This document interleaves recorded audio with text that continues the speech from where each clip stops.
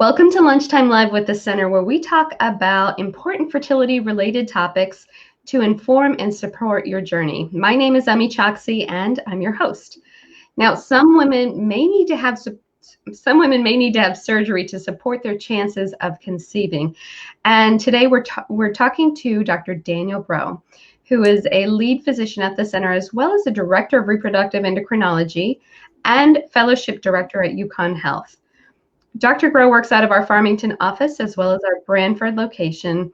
And today we're going to be talking about the different procedures that we at the center perform, as well as why they may be recommended. Dr. Breaux, nice to see you. Amy, thank you. It's really nice to be here, be together with you, and get to see you this way. And I look forward to talking about fertility surgery today, so thanks. Okay, great. Well, a lot of people come to the center and don't even realize that this is something that we do also. What are some reasons someone would need surgical intervention? Some, common indications. Yeah, so there's really 3 or 4 main problems that, we do fertility surgery for. We do surgery for, and probably the biggest or most common one is fibroids. And fibroids can cause a lot of problems, both with heavy menses and painful menses and difficulty getting pregnant. And they're very common. About, 50% of all women will have fibroids before they reach menopause. So it's a lot. And they can be small, and they can be meaningless, and they can cause no problems at all, or they can be very big and very impactful and cause heavy periods and pain and bleeding and infertility. And so depending on the size and location of the fibroids depends on the type of surgery that we would do, and we'll probably talk about that more later. Other problems are little polyps inside the uterus. They're very easy to remove, but they can also cause problems with bleeding and with difficulty getting pregnant. And endometriosis is another big category of problems that also cause pain mostly, but it can interfere with one's ability to get pregnant. And sometimes that's best managed surgically, and sometimes it's best managed with other modalities. Okay. Is this something we do in our office? So, some surgery can be done in the office. So I mentioned polyps. They're pretty common. And I would say we do this in our office a couple times a week. And hysteroscopy is amenable to office surgery. There are no incisions, and a tiny scope, really the diameter of a pencil, or sometimes even a small pencil-shaped scope, can go into the cervical canal and inside the uterus, and we can put a little water through the scope, and so we create a little mini environment there to see, and so we can see small polyps, and we can see adhesions, and we can see a uterine septum, and we can see fibroids. But in the office, we often do it it's even remarkable to me that we can do it without any anesthesia at all. Okay. And so if we're careful with good technique, we can get this little scope through the vagina into the uterine cavity and see well the cavity. And we can put a little operating forceps through the channel of this scope, these little itty bitty tiny scissors or tiny alligator tip graspers, and we can just then pull a polyp away, or cut the base of a polyp and pull it away. So many of these minor polyp removal procedures done by hysteroscopy can really be done in a 15-minute office procedure with no anesthesia at all. And is there any sort of local anesthesia or anything they take? Is there any pain involved? So great question. So at the center, we've made this into a study, and we catalog patients' pain with every procedure, and assess their pain during the procedure, and then their satisfaction with pain control after the procedure. And I would say 80% or so of patients actually do not require any local anesthesia at all, which is a little surprising to us too. but it's true. And then they just leave the procedure and are smiling and are grateful that it's done already. And often their husbands will be by to pick them up and they go to lunch together, which is very different than what happens when you go to the operating room under general anesthesia and you really need, a day to recover from it. And when would that be required as far as going to an operating room? Yeah, so sometimes we do hysteroscopy, look into the uterus, under anesthesia. And anytime there are real fibroids that have to be removed. The fibroid removal is a different technique, and we use a little bigger scope that has an operating channel with a electrocautery loop that uses bipolar cautery, but it allows us to shave fibroids away. So we can see the fibroid, see its extent, and if it's just a little superficial fibroid, just shave it away. Sometimes fibroids are deeper and we have to kind of scoop them out of the uterus. Those procedures take a little longer. And if we're using electricity, obviously you want the patient to be still and restful and in a very controlled setting where we're tracking fluids. And so it's a much more sophisticated procedure. Takes a little bit longer. But even so, those procedures are often done in 30 or 40 minutes. And patients remarkably have very little pain when we're done. So they'll often go home and resume pretty normal activities the next day. Recovery is very fast. Does that also apply for endometriosis, and how that would work in a different facility? Yeah, so endometriosis surgery is always in a main operating room under anesthesia. Most of those procedures are now done by laparoscopy. Back in the old days when, maybe when I learned to practice years ago, we did a lot more open procedures with an incision more akin to what you would use for cesarean section. But now the vast majority of procedures are done by laparoscopy. And, endometriosis can affect the ovaries. It can cause cysts on the ovaries. And we can just make a very fine incision over the ovary and peel out an endometrioma and allow the ovary to heal well, all through a couple little tiny puncture sites. With laparoscopy, typically a scope, again, about pencil size, they'll go through the umbilicus, and then one or two other ports can be placed with very sophisticated instruments to get the job done. What is the healing process involved? How long would it take to heal if they go through a process with a laparoscopy, that is? Yeah, so it depends on how extensive the surgery is.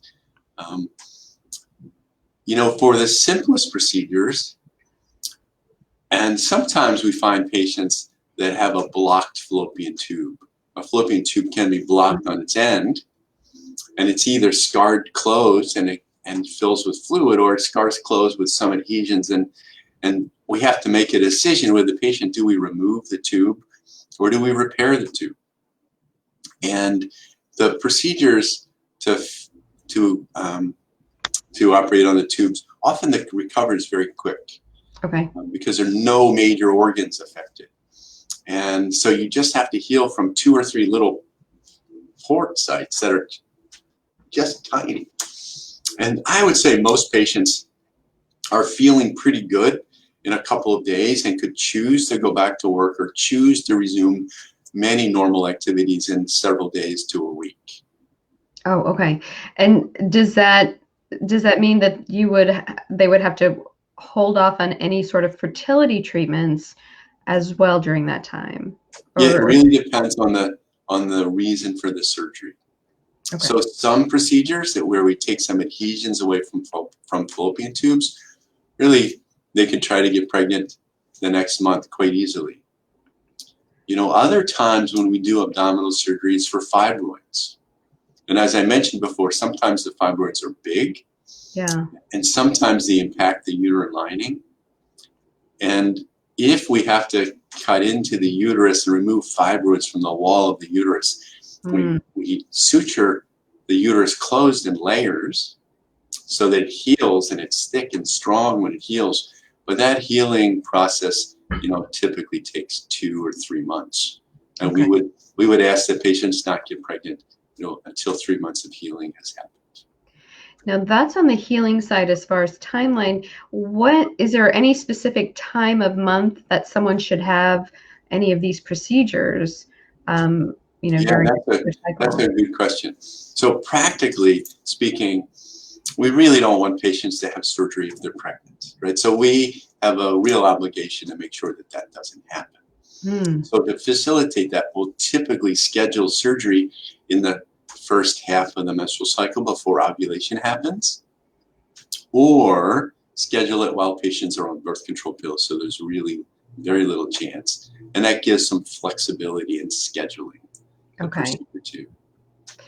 Now, you had mentioned polyps, you had mentioned endometriosis, and you mentioned fibroids. Are there other reasons, maybe fallopian tubes? You had talked a little bit about that, blocked fallopian tubes.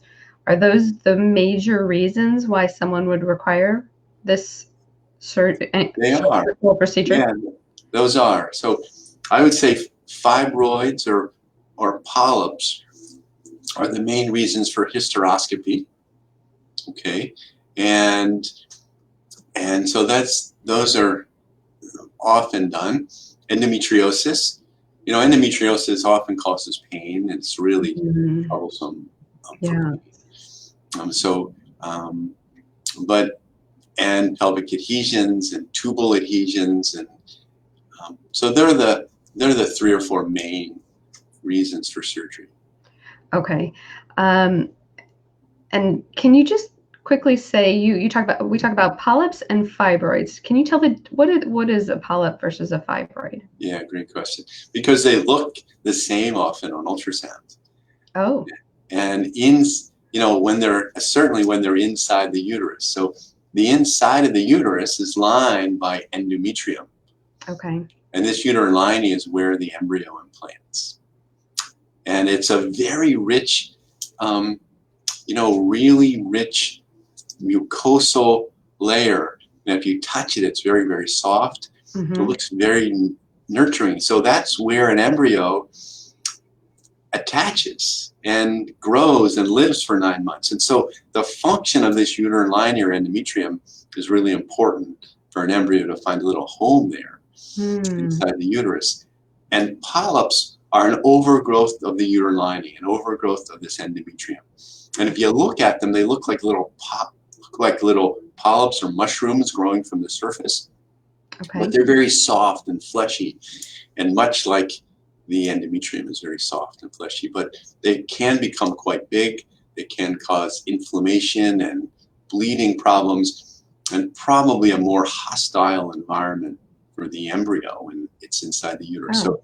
So we like to remove those, but they're easy because they're just on the surface of the uterine lining of the endometrium. And fibroids are from the muscle.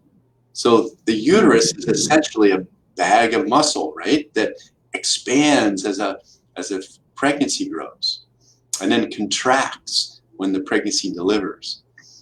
And so this smooth muscle, unfortunately, sometimes grows little tumors or little smooth muscle tumors. They're almost always benign, not cancerous, but if you feel those, they're more akin to a super ball. They're very rubbery and firm. Okay. And they can grow, and when they grow from the muscular wall, they can grow into the interior of the uterus, into the uterine lining, and disrupt the uterine lining. So you can see them as a bulge on the uterine lining. So those are more work to remove. And you have to really, kind of sometimes scoop them out of the uterus and you create a little defect in the uterine lining after they're removed. And then that has to fill in and heal over the next month or two. Okay. And that's when having a month or two of recovery helps your uterine lining. Yeah, that's probably important in those situations. And you're saying that because of these growths, then there's no place, or there could be no there could be no place where the embryo can implant because it's looking for a softer, cushy, more nurturing environment. Exactly. And you look at the surface, the endometrial lining over these fibroids, that it's very, very thin and firm. It looks like, trying to, it would be like roots trying to, grow into a stone. An embryo wouldn't implant in that area. Okay, that makes sense. And then why would you need surgery for endometriosis? Can you talk a little bit about why that? Yeah, that's a really great question. It used to be, before we had IVF, we used to operate on endometriosis a lot. Because endometriosis, by definition, is the uterine lining tissue, little endometrial glands, and endometrious, so stroma. So the uterine lining tissue that gets outside of the uterus. Okay. So how could that happen? So during menstruation, the whole uterine lining sheds, right? So if pregnancy didn't happen, the entire lining that was just all primed and ready to accept an embryo, if an embryo doesn't implant, the whole lining sheds. And it's tissue that's shedding. And it's endometrial glands and stroma that are shedding, and usually it comes out through the cervix onto a tampon or pad. But it can go up and out the fallopian tubes. So the tubes are open, and so these little tissue fragments and some blood can go up and out the fallopian tubes and get into the abdominal cavity. And if we do a laparoscopy and look at the uterus during menses, in many women we can see menstrual blood and tissue in the pelvic cavity. And those tissues can adhere to organs. And so if that tissue adheres to the surface of an ovary, and then the ovary starts to make estrogen and progesterone, which stimulate the uterine lining, well, this tissue then attaches to the surface of the ovary, and these little tissue implants grow. And this endometrium then growing on the surface of the ovary wants to attract some blood vessels and a blood supply, and then blood comes and feeds this lesion. And then white blood cells come because this lesion isn't really supposed to be there. So the white blood cells cause inflammation, and they release inflammatory products to bring in more white blood cells. And so endometriosis creates an inflammatory process that hurts, because if it does this near a nerve bundle, it really hurts. And if it does this on the surface of the ovary, it can affect the quality of some of the surrounding eggs. It can cause inflammation, and the egg and sperm maybe don't want to interact quite so well. So it could cause difficulty getting pregnant in quite a number of different ways. How does having surgery affect someone's chances of conceiving? I guess that would depend on what the concern is or what the issue is. Yeah, it's a really good question, and one we've been grappling with a long time. And we used to operate on everyone, and now the pendulum has swung back, and we operate much more selectively. We tend to operate more commonly if a patient has a lot of pain. And there's pretty good evidence that if we remove the lesions, we remove the source of inflammation, and pain can get better. And if we remove this source of inflammation, maybe fertility improves too. So that's one reason. Another reason is if sometimes with these ovarian implants of endometriosis, we get what we call an endometrioma, or a cyst in the ovary filled with endometriosis fluid. And as this little endometrial tissue proliferates and then menstruates and proliferates and menstruates, just like it does inside the uterus, these little lesions on the surface of the ovary can do that too. And that And that menstruation on the surface of the ovary gets trapped inside this little cystic space, and these little cysts can grow and get bigger and bigger and bigger. And we've seen, endometriomas that are 3 centimeters or 4 centimeters or 5 centimeters in size. And then they both cause pain and, interfere with our ability to do egg retrievals if a patient goes through IVF. So we will often remove them for that reason. And this is typically done after you've done what type of testing to learn if how do you determine if someone needs surgery? Yeah. So, many patients with endometriosis and infertility end up with in vitro fertilization. Okay. Because IVF works pretty well in that scenario, and the pregnancy rates per cycle are still pretty good. 30, 40, 50% per month with 1 month of IVF, as opposed to, the pregnancy rates after surgery with endometriosis are much lower than that. And you may have a 50% pregnancy rate after 1 year of trying after surgery. So IVF becomes much more common with endometriosis. But if that endometrioma interferes with our ability to collect eggs during an IVF egg retrieval, then we may be forced to remove that cyst from the ovary. Okay. Otherwise, many of us will just work around that cyst and remove the eggs from around it. But if it interferes, or if a patient has terrible pain, typically remove it. And you can also help unblock fallopian tubes in this way as well? We can. So if a tube has adhesions around the tube, and one of the common ways, unfortunately, sometimes adhesions occurs with pelvic infections. Okay. We know that, chlamydia is a pretty common bacteria, or gonorrhea, or patients with appendicitis. They may have inflammation because their appendix sits right next to the right fallopian tube. I didn't know that. And so if you have a ruptured appendix or appendicitis, sometimes you'll get adhesions around the right tube. Or I'm sure there are many other reasons for tubal inflammation. But the tubes can have what look like almost like cobwebs.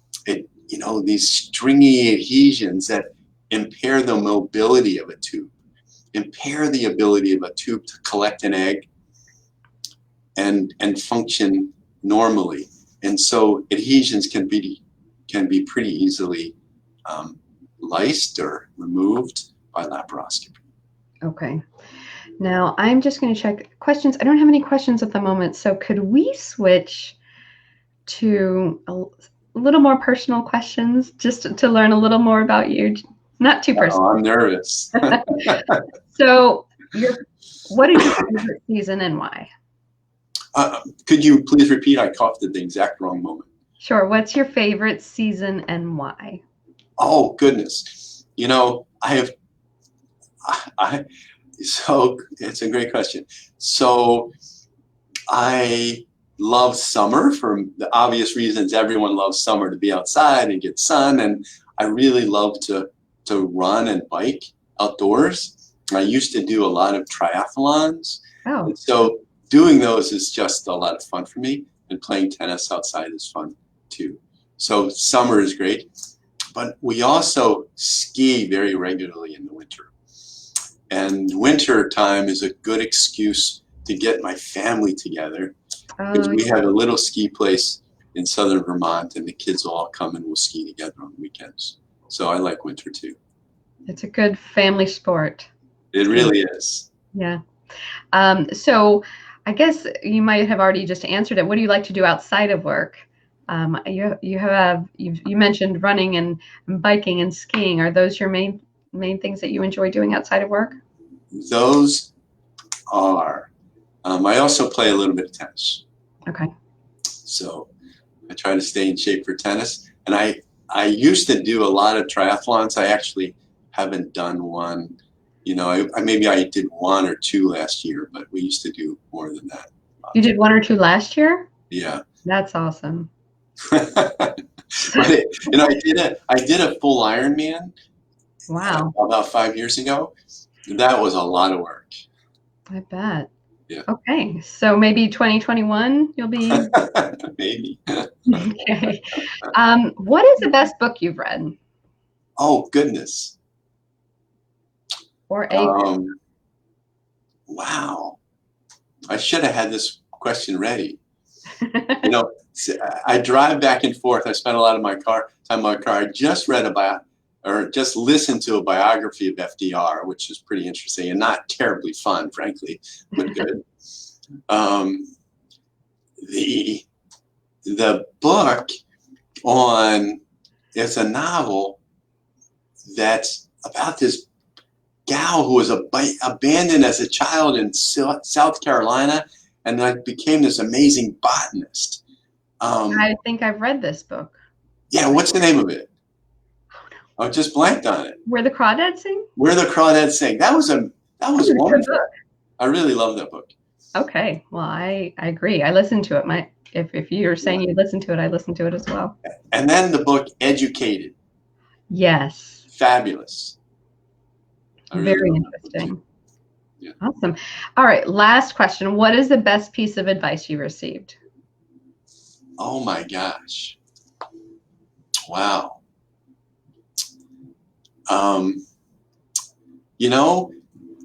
I had a former chairman that said that the two best qualities in people are when he's choosing people or he's choosing teammates or he's choosing employees is to surround yourself with people who are nice and people who are smart. Because if someone embodies those two characteristics, teams tend to work really well. Love it. Love it. Well, thank you, Dr. Groh. It's always nice talking to you. Thank you, Ami, so much. It was really fun talking to you too. Well, we'll be back next week for another Lunchtime Live, and be sure to check out our website at yukonfertility.com for additional information and a calendar of events to support you and help you feel connected. We will see you next week. Ami, thank you. You're welcome. Bye-bye.